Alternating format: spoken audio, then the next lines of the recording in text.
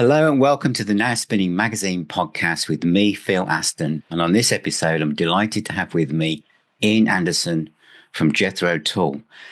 And you're just about to release a new album called Curious Ruminant, which is your literally third album in 3 years. It's like the old days. It's like the 70s, an album every year. Well, it's three albums in 4 years, but if we Oh, actually look at the origins of the recordings, it extends quite a bit beyond that because the first of those three albums, the Zealot Gene, that began in 2017, I think. yes. So although it wasn't released until 2022, partly because of the COVID Of course. hiccup.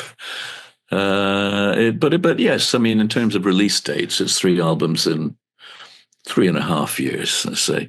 Yeah. So yes, bit busy, but not unduly busy. Just back in the 70s, we were on tour a lot and sandwiching a new recording project in whenever we could.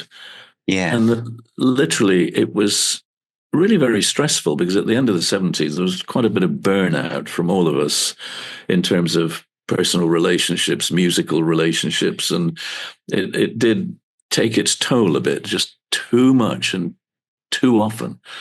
So things became a little more sporadic during the 80s and 90s. And although there'd been lots of album releases during the 90s and the new millennium, they were frequently solo albums. And then, of course, the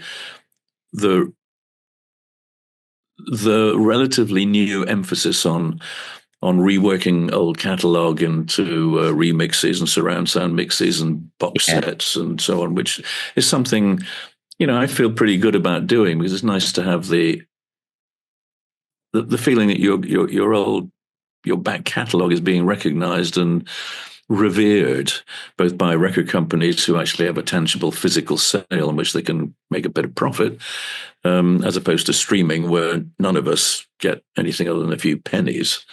Yeah. Then it's an important part of fitting in the release date schedules because you don't want to release all these things in the same couple of months because, of course, people only have finite funds to spend. So you have to try and make sure that all your releases are Yeah. set, depending on what they are, with a good 6 months between them. And that, again, is one of the issues, as well as producing in vinyl these days, which means I finished the Curious Ruminant album. It was recorded in May, June, mostly in June and July of last year. And I did the mixing and mastering in August and into September. And then Yeah. the surround sound mixes were done. All the album artwork had to be done and delivered in booklets of different formats. And then having finished it, you wait for 9 months because that's the minimum time that it's going to take to actually get it manufactured and released. Sometimes it's a year. We were lucky. Yeah. We jumped the queue a little bit because Sony records have enough clout, and sometimes some of their artists don't deliver on time. So you manage to jump the queue a little bit and get their slot for manufacturing. Yeah. But yes, it's a long time to wait. It seems like an old album already. And when I get round to playing a couple of songs from it, from April onwards this year, it will be like going back and relearning the music from something I recorded in 1968. It would present the same kind of challenge to go back and Yeah. think, what notes am I playing here? And how do I then do this on stage in terms of changing from flute to guitar, or, Yeah.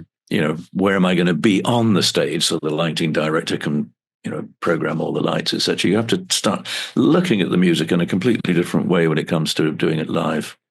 Because I know that you're very involved beyond the music in like things like the cover design and stuff like that. Were you involved in this the same? Did you have a visual Yeah, input into the way it looked? I write every word in the 36-page booklet that goes with the deluxe pack, and Yeah.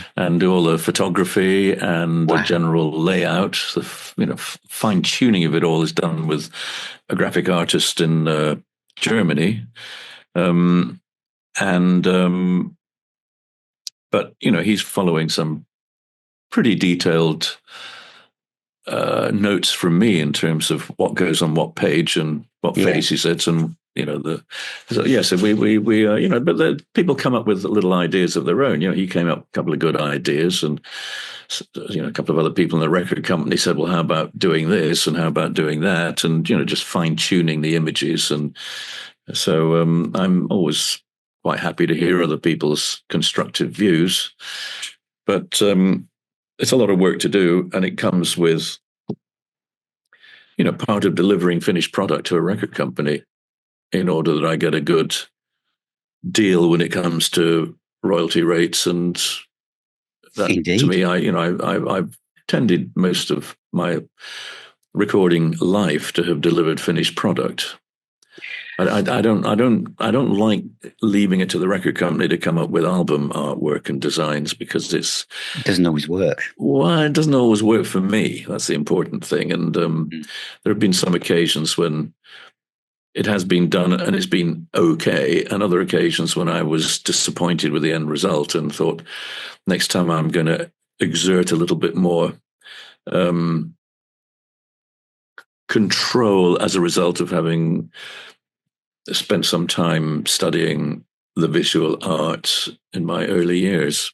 I wonder and photography, for that matter. So I hate being photographed, and I hate being, when you employ a photographer to come and do things, and sometimes it's okay, and sometimes it's not so good. And so I think when I'm doing the album artwork, I have a pretty clear idea of the images I'm looking for, and I go and try and find them armed with my own professional equipment and a tripod and basic lighting as I might need it for coming up with the goods for the end result. But it's got to hang together, and it's got to feel like it belongs on the same album. And when you've got a lot of graphic and photographic material to put together, you want to try and make sure that it's all hanging together and looks like it belongs on that album. So you've got to give it a certain stylistic sense of belonging. This album feels like that. I've been lucky to have an advance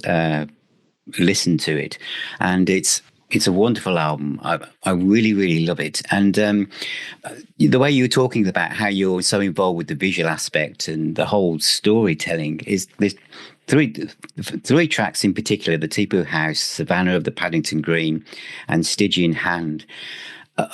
All seem, they flow next to each other on the album, and they remind me a little bit of Baker Street Muse, that kind of storytelling. But I guess my feeling this time, and I could be wrong, is that where that was kind of looking in from the outside of like the storytelling, in these lyrics, it feels like you're more in the story, but they do seem kind of connected to each other lyrically.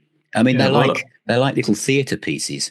The three that you mentioned were all written actually within the same week, I think, in terms of lyrics and music ideas, and certainly recorded within the same 2 weeks. They were probably in the final part of the recording process, but I had to wait to finish them because they all involved input from the other guys in the band, and some of them were not available to come and do drums or do whatever they were doing at the time I wanted to do it. So it took a while to finish just to get the other contributions. But yes, they do, although musically they perhaps have a slightly different feel to some other tracks. They do derive from my determination to put an acoustic guitar, a couple of different acoustic guitars and a mandolin in front of me, and say, right, I'm going to use these things for a change on these songs, because there's quite a lot of acoustic guitar elsewhere on the album, sort of hanging in there as part of the arrangement. But in this case, I wanted it to be the instrument I was using to write the songs, and so they do come together that way. And the use of I and me in the lyrics of this album generally are intentional, that I make it a little bit more a reflection of my own feelings and viewpoints. Normally, most often in my songwriting career, I am a more observational writer. Yeah. I don't offer too much in the way of opinion about things. I'm just merely expressing in music and song and lyrics a picture, something is very often a visual reference. And it's like a painting or a photograph, and then I'm turning that into a piece of music and lyrics. It's social realism. It's looking at people in a landscape.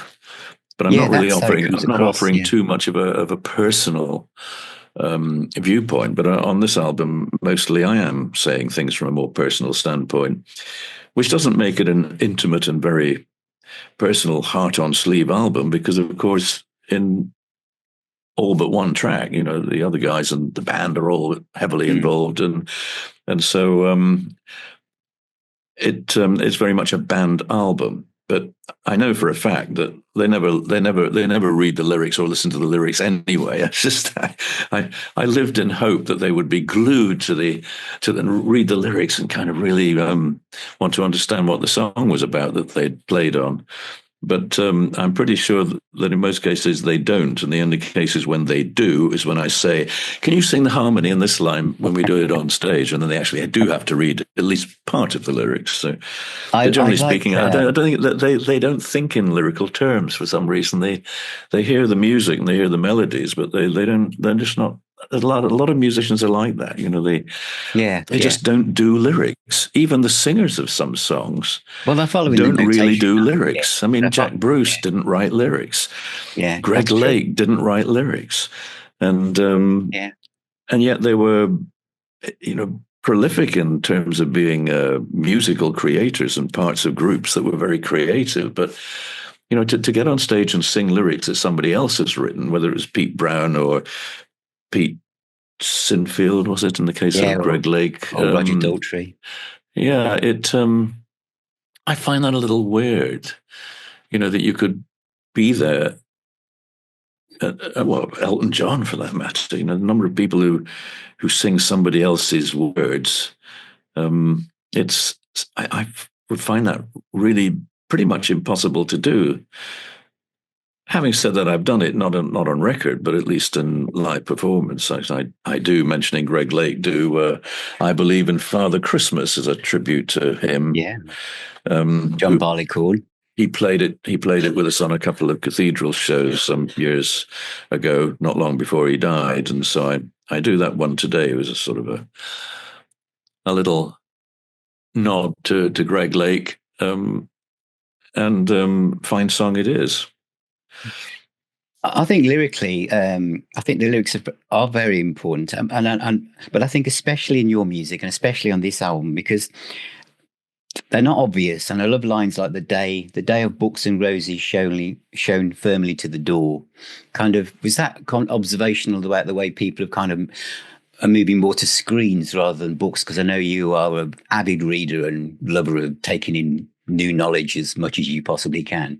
Well, nice idea, nice question, but no, it comes from the tradition in that part of Spain of recognizing that lovers give to each other gifts, to tie in with what was a religious festival, and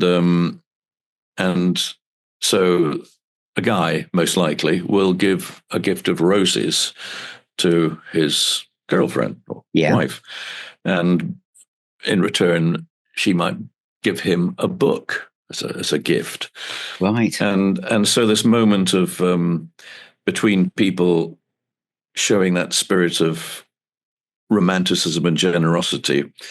I'm using that as shown firmly to the door, because so many people are concerned only with the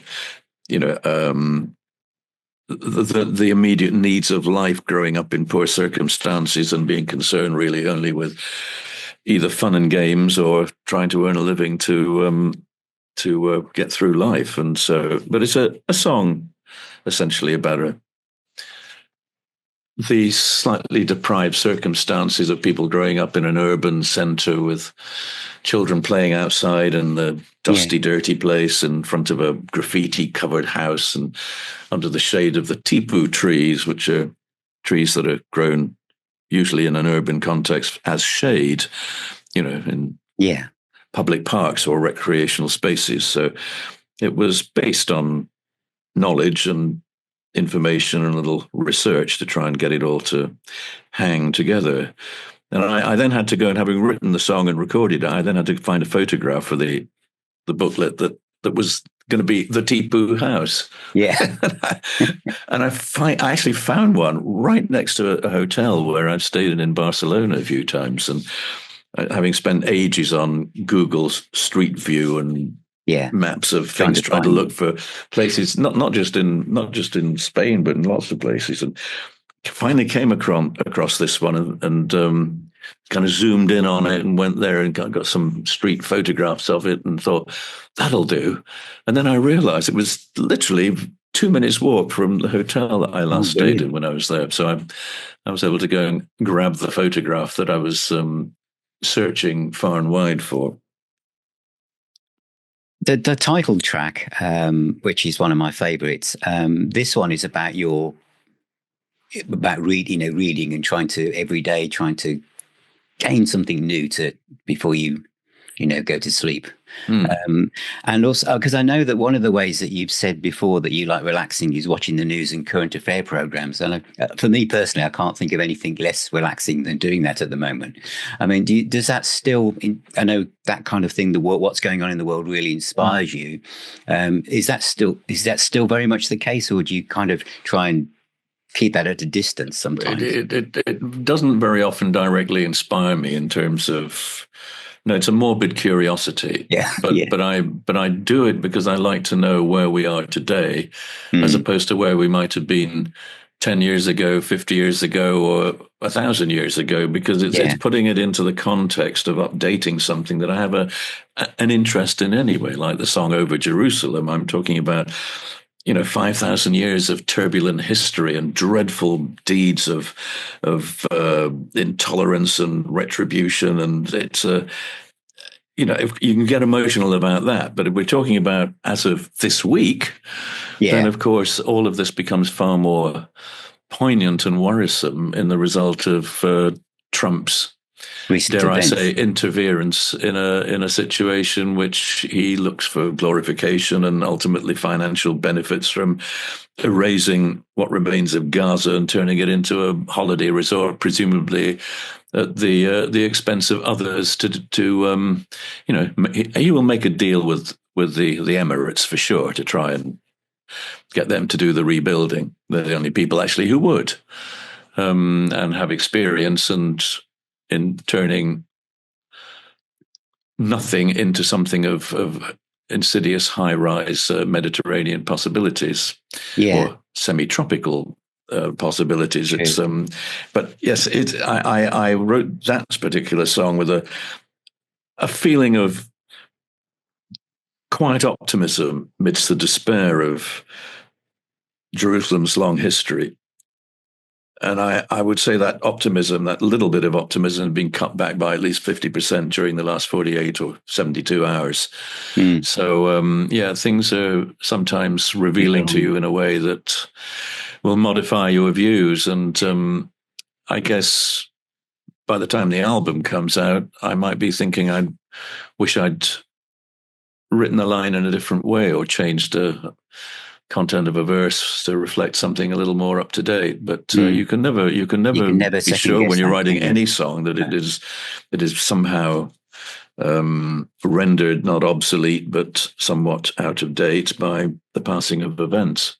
Going back to the title track, I mean, I love that seems to have like big questions in it, asking why I'm here, answering why am I anywhere, and orbiting construct of Jung and Freud, and then of course Psycho Dreaming Asteroid, which is a great name for an album or even a band.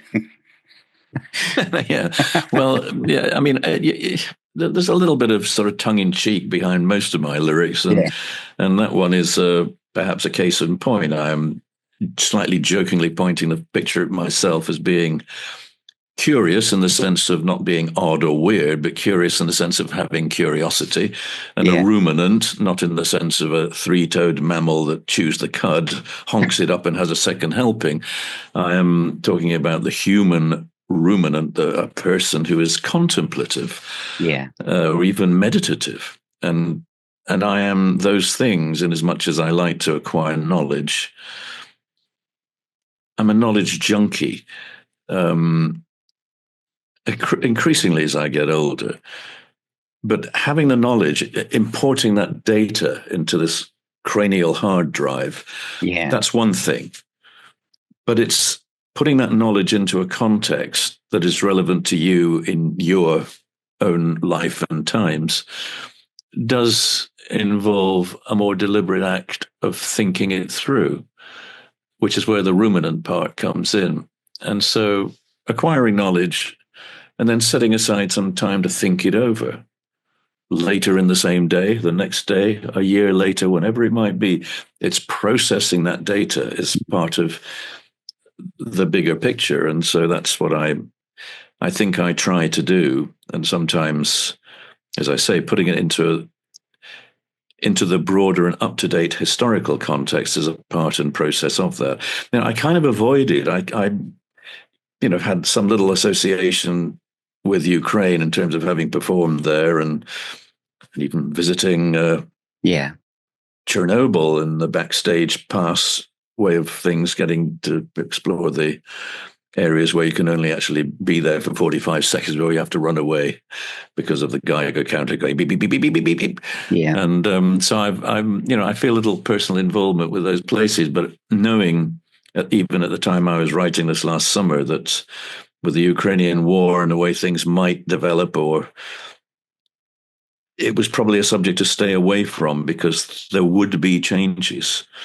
And it may be that in the next days or weeks there is some cessation, a ceasefire, a temporary truce followed by some kind of uneasy peace. It's possible that may happen. And again, my song, whatever it might have been last summer, could be rendered, if I wrote it in a way that wasn't prescient, then it would be rendered somewhat obsolete by passing events. So I kept away from anything to do with Ukraine, but I felt the impasse in terms of Israeli-Arab conflict was something that was probably not going to change. And indeed, in spite of Trump's proclamations, which he's already stepping back from, having made these ridiculous statements a couple of days ago, the idea of any kind of permanent peace between the warring sides of the violent terrorist activities of both Hamas and indeed others not too far away who will always remain determined to destroy Israel.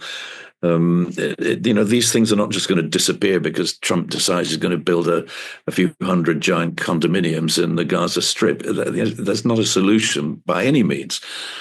It won't go away.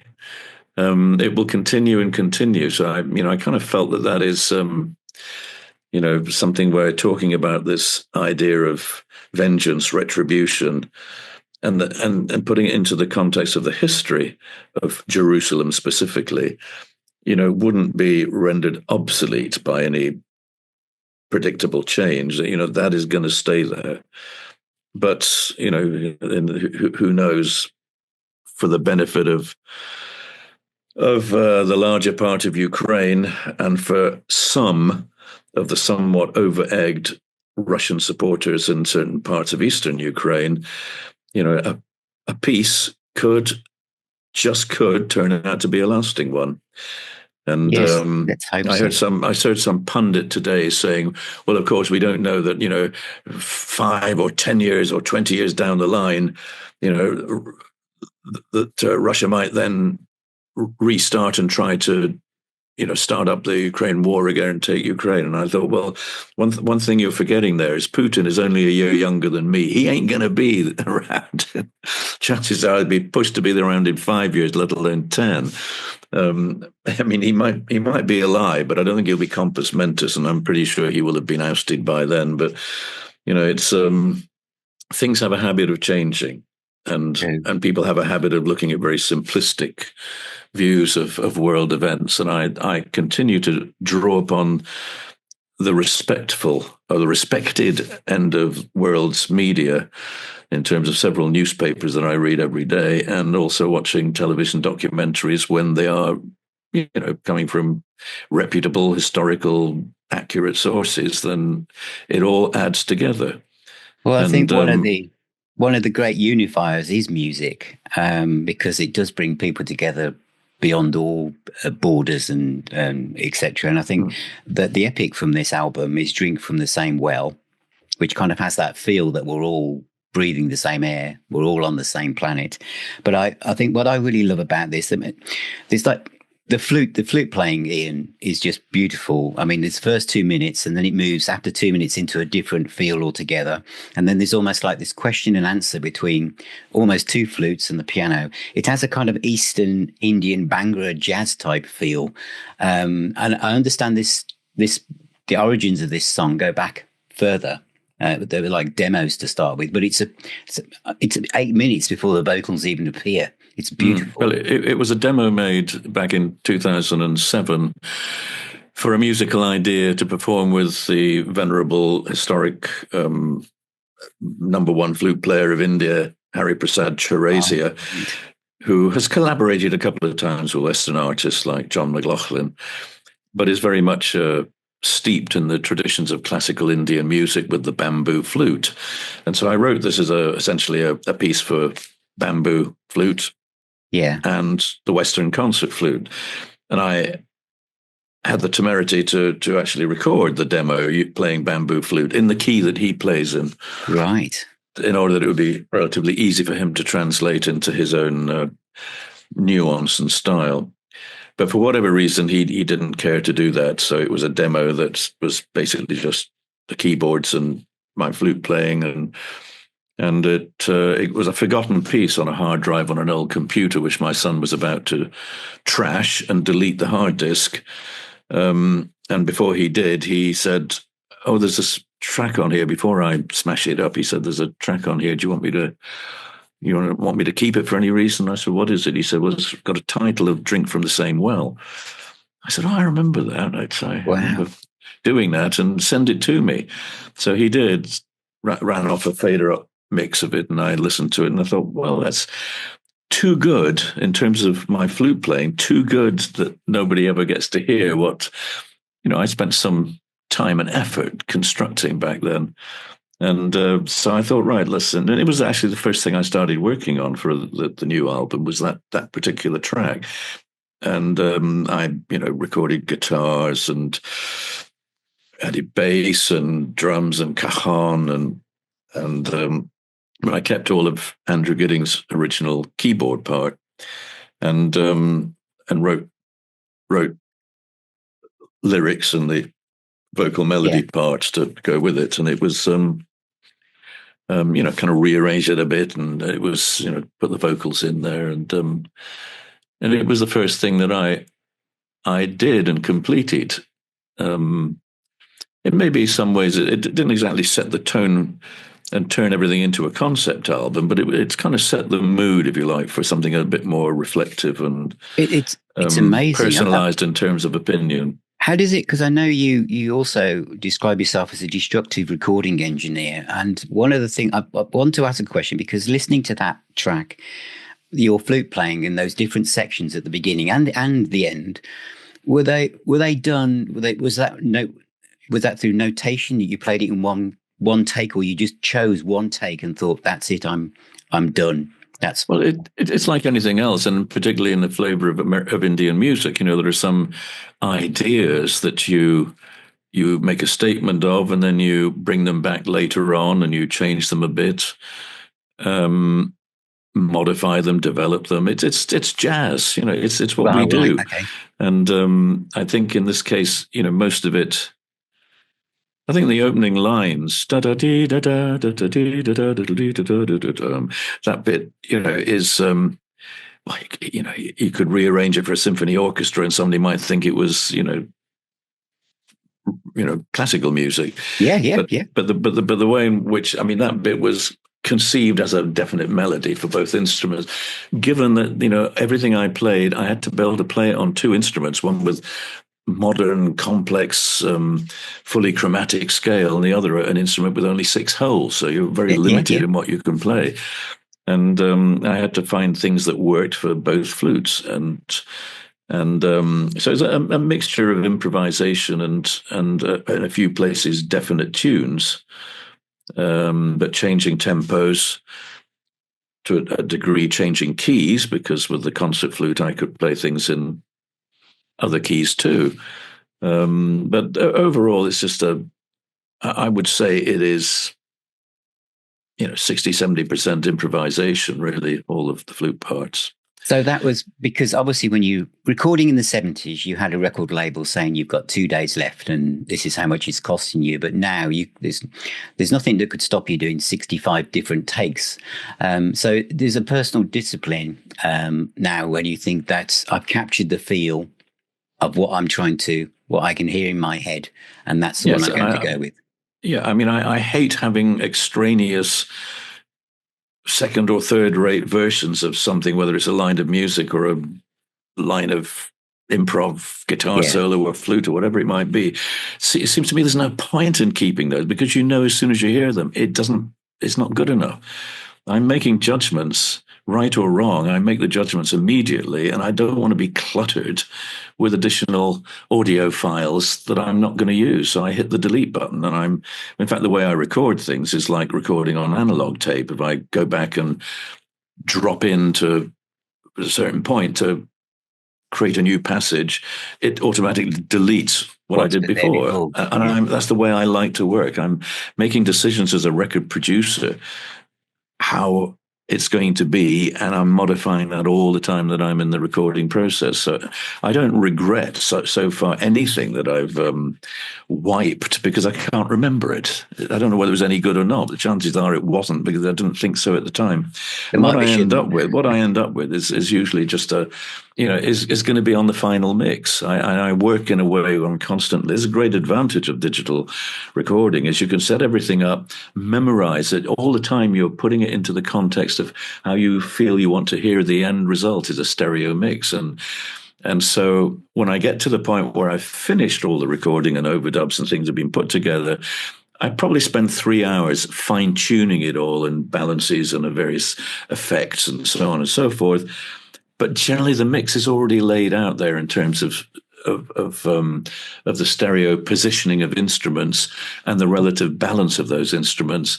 It's most of it's already in place, and so when I get to that point where I think after 3 hours I've got it as good as it's going to possibly be, the actual mixing is just a question of hitting the button and letting it. It takes about 10, 15 seconds to run and record exactly what is on your screen and what you're hearing. There it is, the master mix. I'm sure there'll be an archivist somewhere thinking that they could be saved for a special deluxe set later on. But I just got a couple of more questions, and I wanted especially to talk about this piece, which is Interim Sleep, which is only 2.5 minutes long. But I have to say, Ian, that when I heard this the first time, it almost brought tears to my eyes in how it made me feel inside. I think it is like a poem, and this might sound really strange, but it's almost like one of those Taizé kind of, short spiritual passages that you hear sung sometimes in a church or cathedral. The lyrics are obviously, it's about loss, but it's not depressing. It's very uplifting and reassuring. There's something that I feel very special about this. It's a beautiful piece of music, but obviously it stands alone lyrically. And I showed it to my wife Sue, and she read it, and it made her feel the same way. I think this is a really special, comforting piece. Well, that's exactly what it is. It's offering comfort to the bereaved, and I guess I'm putting myself in that imaginary scenario of being the person who is about to die or just died and is offering some comfort to a loved one, a family member, a wife, whatever it might be, to say, this is not the end. I'm just passing on. This is not an original thought. It's been No, done it's like probably hundreds of times Rossetti before poem, by isn't other it? people, but I try Yeah, and use my own words to talk yeah, about the the the conviction that death is not final, that there is the prospect of meeting again with a loved one in a future life, and that we will, when the time comes for that bereaved person to also pass on, a phrase that we glibly use, pass on, yeah, yeah. which in itself suggests that there Bought a is ticket. something Yeah. after. Mm. Snuff it, on the other hand, definitely is a bit more like, Put that's the it. candle out. Yeah. That's it, yeah. Divide the spoils between the, warring family members, and you won't be here to, witness the squabbling. But no, pass on in the sense of there being something else afterwards, and the idea that you will somehow meet and, you know, This, spiral down as two birds in the sky down to yeah, the it's twinkling lights of a nearby railway station down the valley, and you will dispense with the excess baggage of the previous life, get rid of all the yeah, yeah, yeah. suitcases and rubbish, and board the next train. An onward journey. This will certainly be added to your Christmas set list when you do your cathedral and churches gigs at the end of each year. Well, that's a thought. That's a thought, but I'm not sure that I'd be able to do that live without actually getting weepy and Yeah, yeah, uttering, yeah. messing it up, because it's a tricky topic. I did two versions of that. I did a version where I sang the lyrics, Oh yeah, yeah. and another version where I spoke the lyrics. And I listened to them both, and I hit the delete button on Oh the yeah, one that was the yeah. sung lyrics, because I thought somehow it became too contrived once you put it into a defined melody with the cadences and the movement and the scanning of it. It became too defined and too contrived, whereas I wanted it to be a little bit more, not whispered, but a bit more. The spoken word gave it more of a quiet authority, and I think the reassurance, which is what it's supposed to be about. Well, your voice I is kept like that. it's like coming from the room next door. It's as if you are whispering Mm. through the space time continuum. And finally, just before we go, I just want to congratulate you on the way that you've managed your reissue program. I mean, as a lot of what I do is based on people love this kind of, book, Mm-hmm. this design, and it's the level of detail, whether it's this one I picked up randomly, where not only do we hear about the album, but you also mention the string quartet get a mention, and we even get to hear about what the string quartet are doing Mm. when this was put out. I Yeah, think well, I have a hand in all fantastic. of this, but it's important to remember that the bulk of the work is actually done by the record company people. In some cases, Yeah, it was Warner Music when they owned the rights, but the half of Warner, sorry, EMI, the half of yeah. EMI that went to Warner Music is the bit that I'm on. So Warner now have these rights, and EMI had the foresight and passion to do these box sets, starting Wonderful. off with the earliest ones we did, where Stephen Wilson was doing the Yeah, remixing, and then moving on to later times when Warner Music are involved in the more recent ones, notably Living in the Past album, which is the next one to come out. yeah. And following that, the Under Wraps album is now being sort of discussed in terms of how we go about replacing the electronic drums of the original in the alternative mixes and surround sound mixes. So, these things continue, and they're there to. It's not like squeezing blood from a stone. They're there because of the respect and the value being placed on historic catalogue of artists who are either dead or will be soon. And I think that's something reassuring for both the fans and the artists or their estate, that there's a sort of reverence attached to this, that as a process, you're trying to give people a bigger picture of something that might have originally just been a vinyl album. And now you've got several different ways of listening to it or watching it, and a lot to read.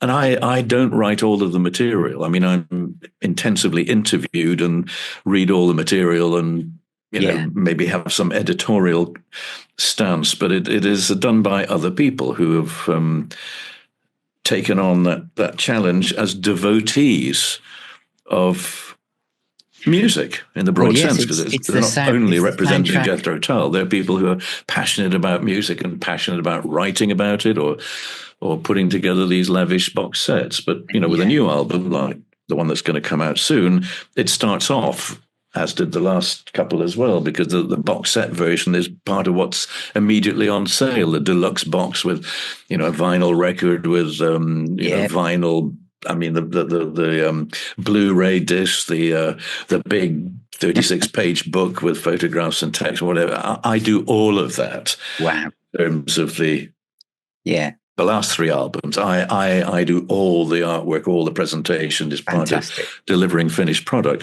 And there we are talking about all these different formats, including the surround sound and the Dolby Atmos, Yeah. which I don't do personally as an engineer because I Yeah. don't have the equipment or the skills. But in this case, Bruce Sword of the Pineapple Thief is the guy, the remix engineer who does the alternative stereo mixes and the 5.1 surround and the Dolby Atmos, which is effectively 11.1 surround for those relative few who Yes. have that kind of equipment in their living room, which I certainly don't. No, me. Anyway, yes, it's all very, very much a part of it and something I take pride in. And I hope that for the fans who buy these things, something they feel, is a kind of a treasured something that, Well, I certainly do. Sits on the bookshelf. Exactly. All sits on a bookshelf. It all looks fantastic. And finally, Ian, the tour dates are coming up. You start out on February the 17th and going right across Europe. I guess it's going to be a set list that covers your entire career. Yeah. Well, from April onwards, big change in the set list because we will include some material from the new album and also a lot of material we haven't played for several years, and some of which some band members haven't played at all. So we actually have rehearsal dates for music and for production, technical rehearsals, scheduled in March to begin in April. And in fact, I just signed off yesterday on a UK tour for 2026 and the latter part of April into May. So we just I think it was something like, I can't remember, 14 shows or 15 shows or something in the UK, which have now been signed off on. Now I have to pay the deposit on all the venues, some of them unbelievably expensive, and they want 100% up front just to secure the venues. Yeah. We are the promoters, and we take the financial risk, but we have to pay so much. And these places, you're talking about more than a year away, and trying to put a UK tour together to get availabilities of these places. Some of them had nothing at all. Places I wanted to play, I'm sorry, we have nothing in 2026. Come back in 2027. It's crazy. But live concert music is very much in demand, very much that's good. Supported, because, of course, there are so many different musical styles, so many different aficionados of so many different ages that the competition in terms of getting venues increases every year. Yeah. Anyway, nice to talk to you. I must run because my wife's waiting in the car outside. Well, thank you, Ian, and thank you for your time today. And the album Curious Ruminant is out on March the 7th. So take care and talk to you soon in the future. All righty. Same to you. A huge thank you to my guest, Ian Anderson from Jethro Tull. That was amazing. I've been a fan of Jethro Tull's for decades. So the fact that I've just talked to the great man himself is absolutely amazing. And I hope you really enjoyed that. The album, Curious Ruminant, is out on March the 7th. This podcast and this video will be around for a lot longer than that. So as you watch this, some of you are already listening to it, aren't you? But I think it's one of Jethro Tull's finest albums. Lyrically, they are like little stories for the mind. And some of the tracks, and especially the one I mentioned, Interim Sleep, is one of the most moving pieces of musical wordology that I've ever read, listened to, whatever. It's absolutely wonderful. And then, of course, you've got that giant classic track, 16 minutes odd. It's absolutely wonderful. So that is out in numerous versions and formats. And I didn't realize that Ian does everything, all the photography, all the design, all the words for the books, everything. Obviously, he is completely Jethro Tull. So thank you. And it's good to know also, we found out there a little bit about what's coming up next in the Super Deluxe Edition box sets, which is fabulous. And of course, there's going to be a UK tour as well. So thank you for watching. Thank you for being here. Please check out the website at nowspinning.co.uk. There's loads of reviews on there. Check out and subscribe to the YouTube channel wherever you are on social media. So are we. If you become a patron or YouTube member, you will get invites to the actual private Facebook group, private WhatsApp group, and come along to our own virtual pub called the Now Spinning Arms and get discounts on Now Spinning merch as well. So remember, music is the healer and the doctor. Please take care, all of you, and I'll talk to you all very, very soon.